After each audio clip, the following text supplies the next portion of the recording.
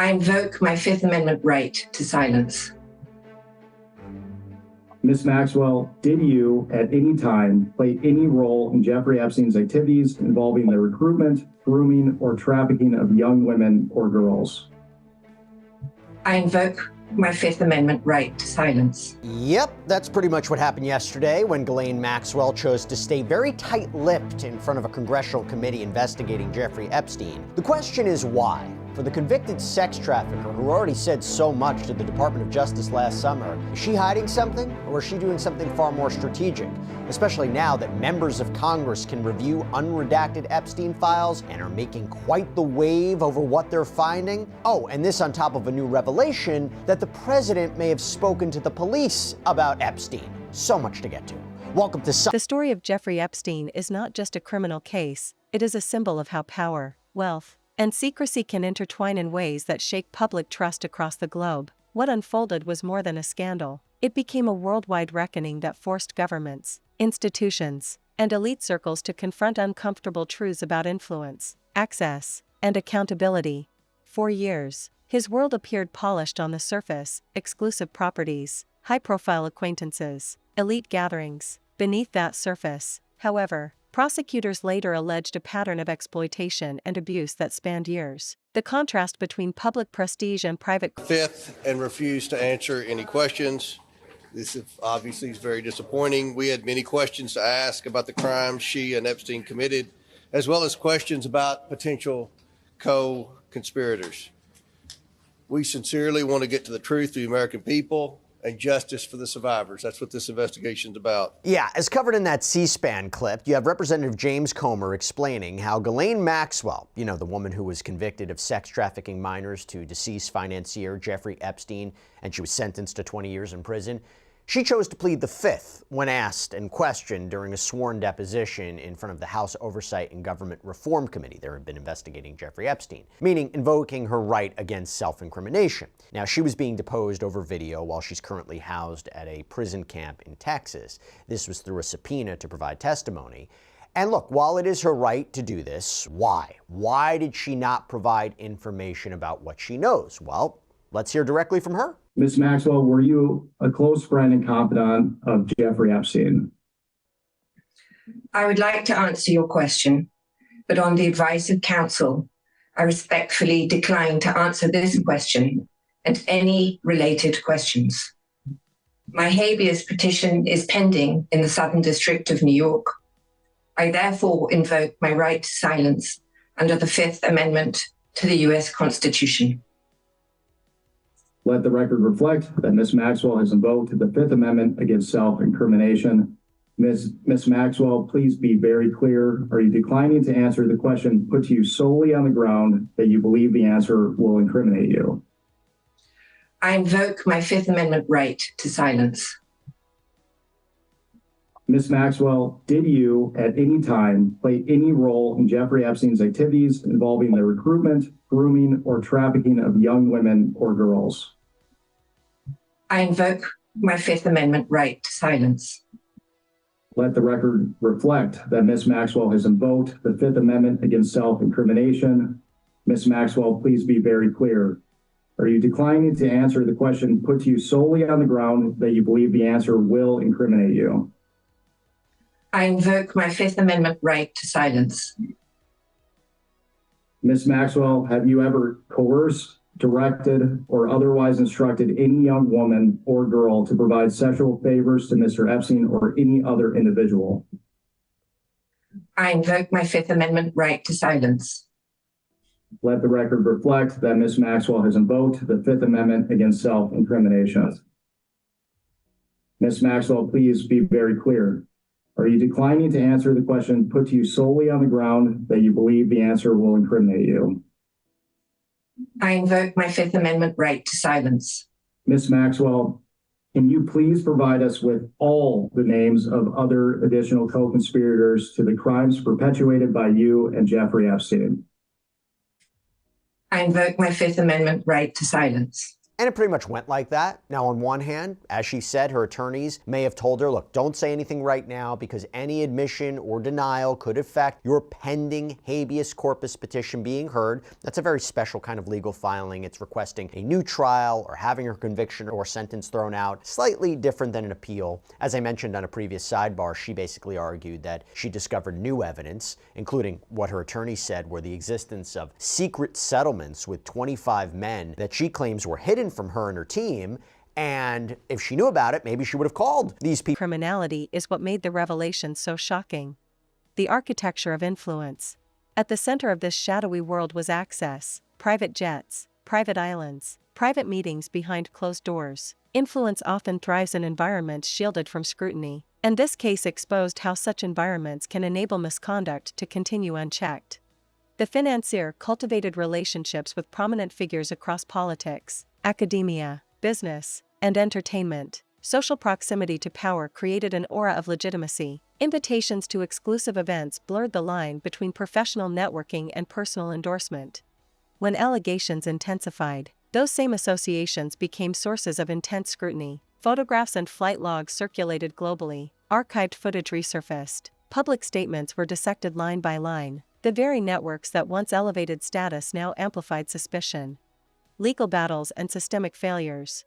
The case drew early attention in the mid-2000s, culminating in a controversial plea agreement. People as witnesses at trial.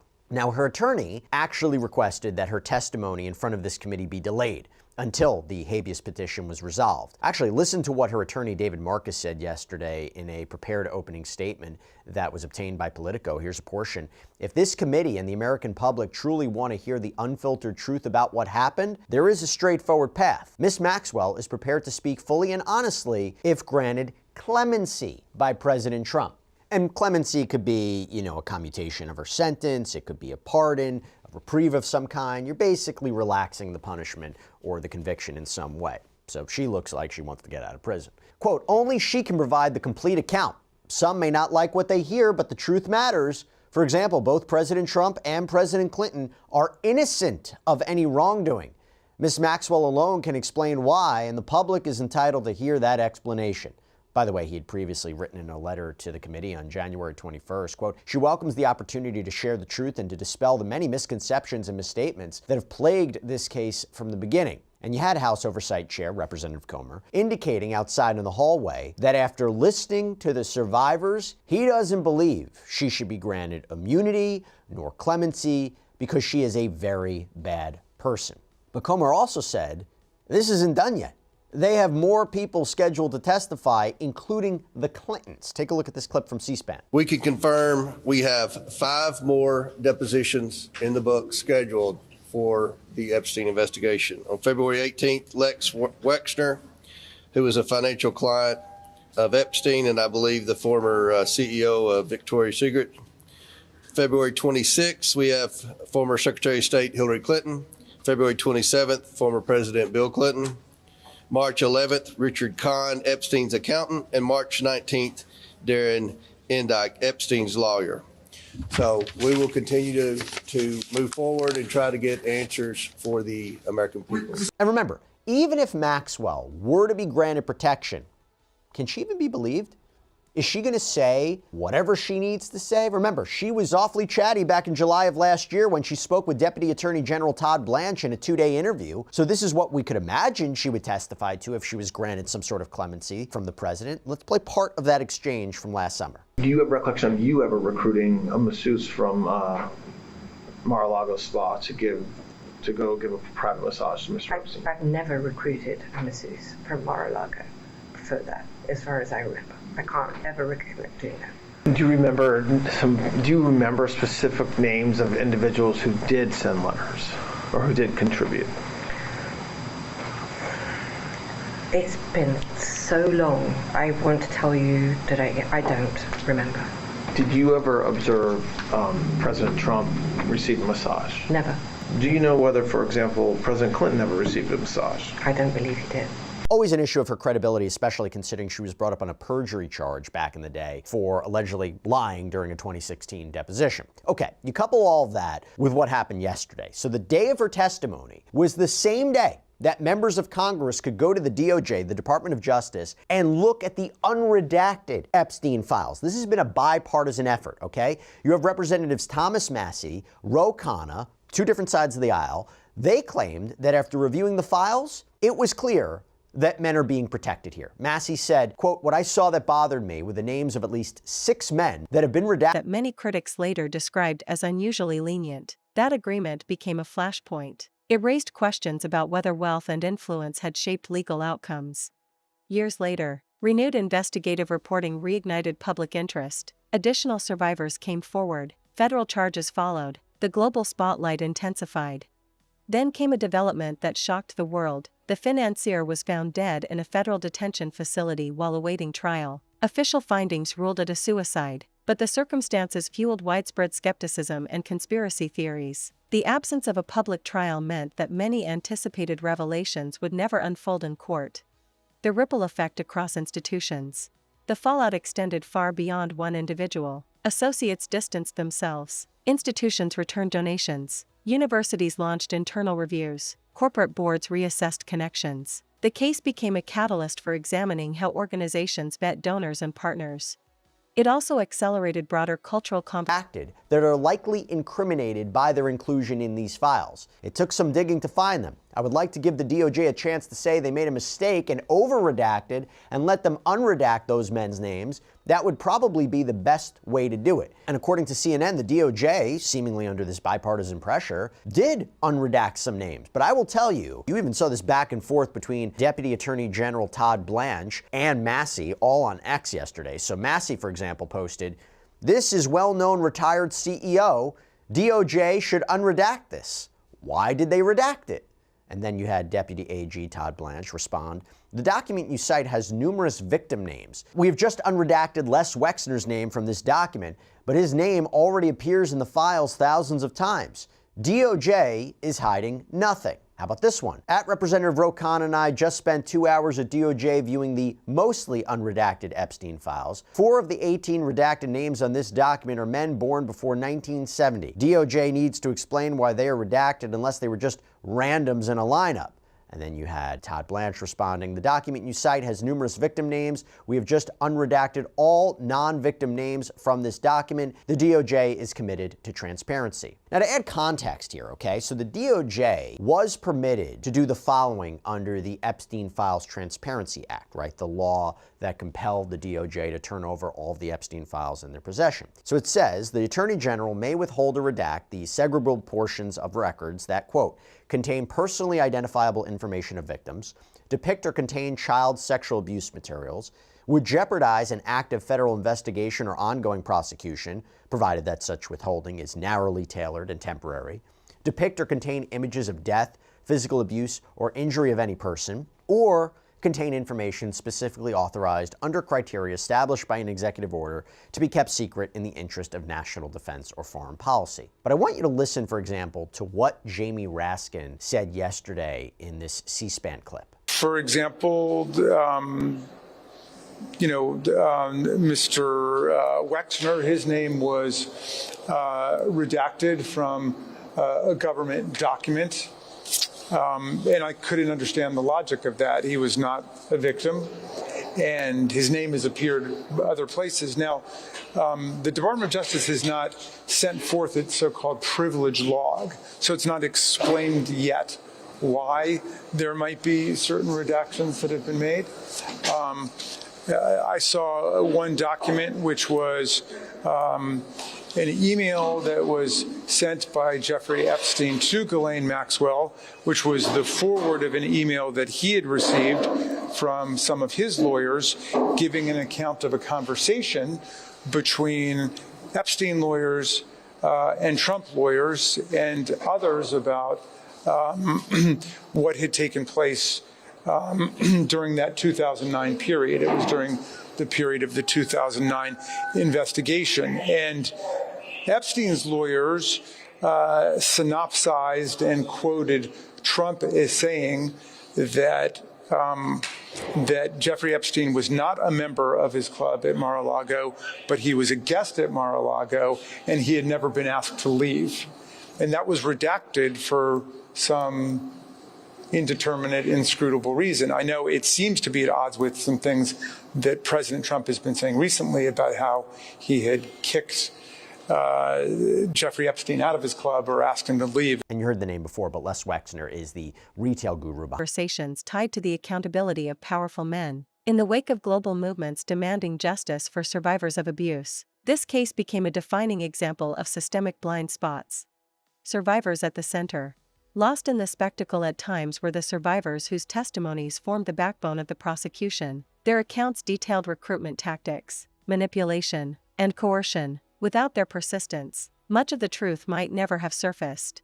Their courage shifted the narrative from rumor to documented allegation. It transformed whispers into sworn testimony. It ensured that the reckoning was not just about power structures, but about lived trauma, media, myth, and misinformation. As the scandal expanded, so did speculation. The combination of high-profile names and unexplained circumstances created fertile ground for misinformation. Online forums generated elaborate theories, viral posts. the Epstein records, Volume 1, all of that we already knew through releases from prior litigation. The flight logs, the contact list, we all knew that. If anybody's been following Ghislaine Maxwell's trial, they would have seen what came out. If you followed civil lawsuits, you would have seen what has come out. So that's when the court says all of this is already part of the public record. And the court says the government admitted as much in response to the court's order. The enclosed annotated transcripts show that much of the information provided during the course of the grand jury testimony, with the exception of the identities of certain witnesses, was made publicly available at Maxwell's trial, which, by the way, was fully reported on, or has otherwise been publicly reported through the public statements of victims and witnesses. The court's review confirmed that unsealing the grand jury materials would not reveal new information of any consequence. In response to the court's order, the government supplied the court with a binder highlighting any information that the government had been unable to determine as public. Only scattered words, clauses, occasional sentences are highlighted. These items are few and far between. The highlighted snippets supply at most tertiary details about the same conduct that was the focus of Maxwell's month-long trial. The same is so for the exhibits put before the grand juries. Save inconsequential portions of a few exhibits, these were received in evidence at Maxwell's trial. Some were reproduced in the Maxwell indictments. A member of the public familiar with the Maxwell trial record who reviewed the grand jury materials that the government proposes to unseal would thus learn next to nothing new.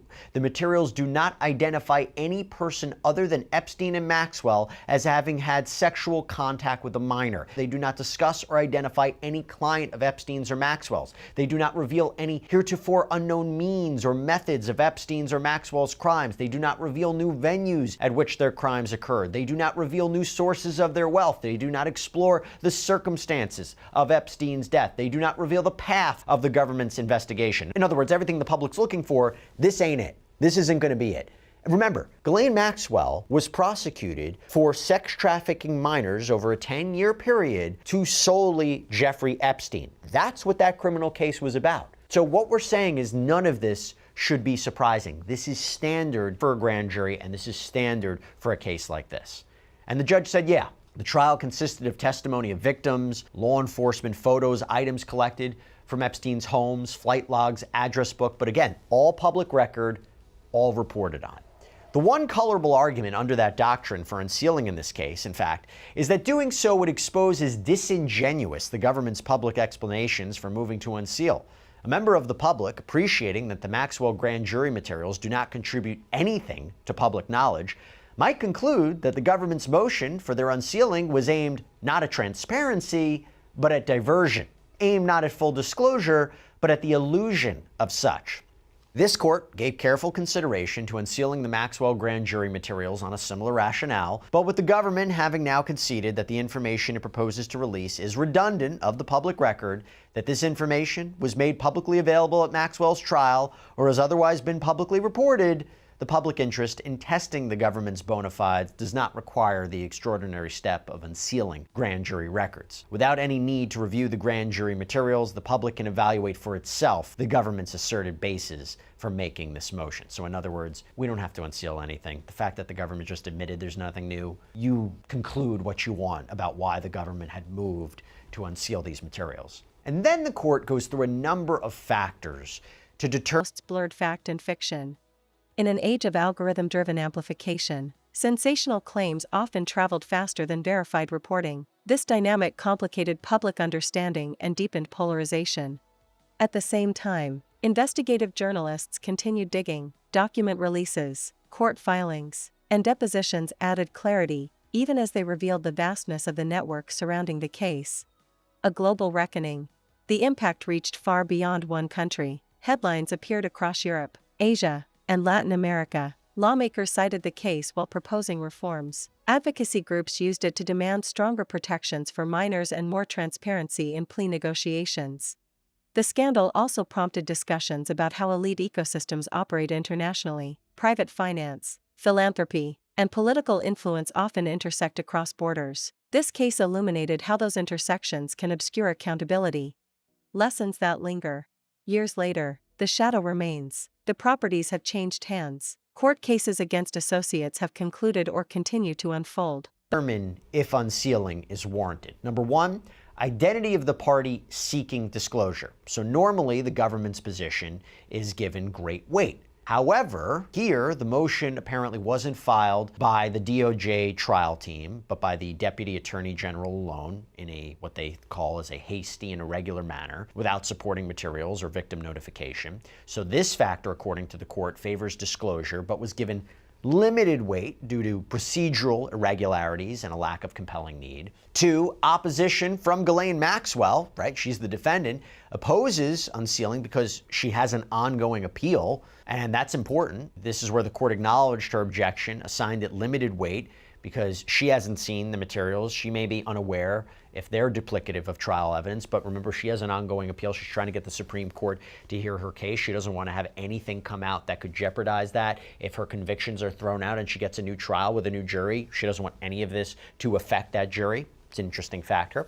Another one is purpose of the disclosure. The strongest factor here against unsealing, because the materials, according to the court, are not historically significant, offer no new information beyond what was presented at Maxwell's public trial, that the public interest argument was deemed too vague, unsupported by the actual contents of the grand jury transcripts. What about specificity of the request? Well, the government seeks blanket disclosure of all grand jury materials. The court said this was broad, it was untailored, it weighs against unsealing. Timing, another factor. The grand jury met only about 5 years ago. The trial was under 4 years ago. So this contrasts with cases where disclosure was granted decades later. This factor weighs against unsealing. Status of the principals and the families, while Maxwell, still alive, could theoretically be harmed by disclosure, as we talked about. The content is already public, so this factor is kind of neutral.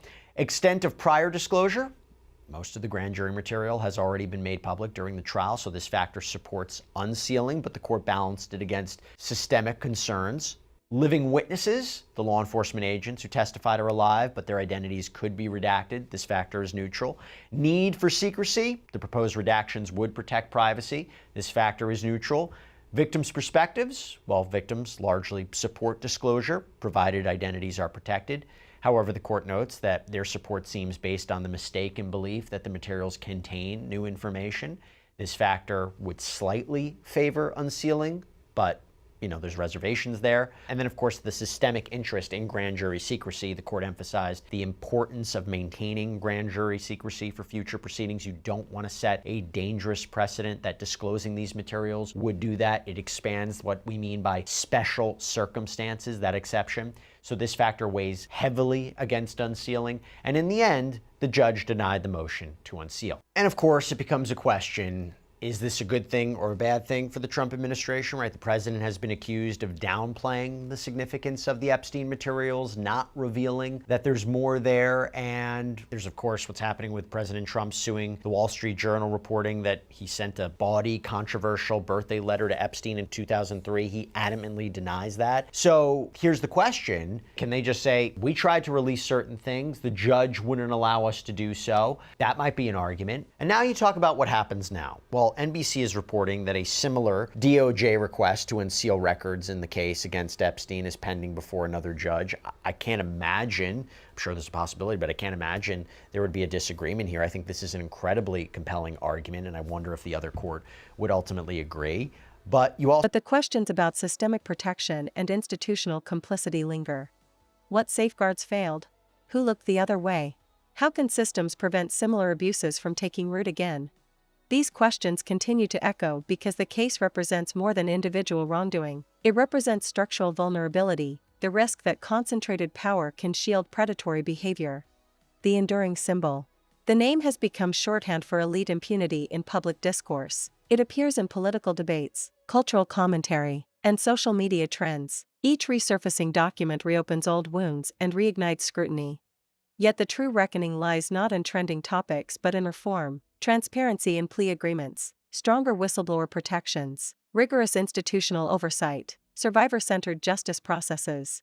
The world watched as the layers peeled back. What began as allegations against a wealthy financier evolved into a global conversation about power and responsibility. And in that conversation, one truth remains clear: when secrecy collides with accountability, the shockwaves are felt far beyond the walls where it all began. Even now, the case serves as a cautionary tale about unchecked privilege. It reminds the public that reputations built on access and influence can crumble when exposed to scrutiny. It challenges institutions to strengthen oversight before scandal forces reform. Most importantly, it underscores that justice delayed does not erase harm, and that sustained vigilance is the only safeguard against history repeating itself.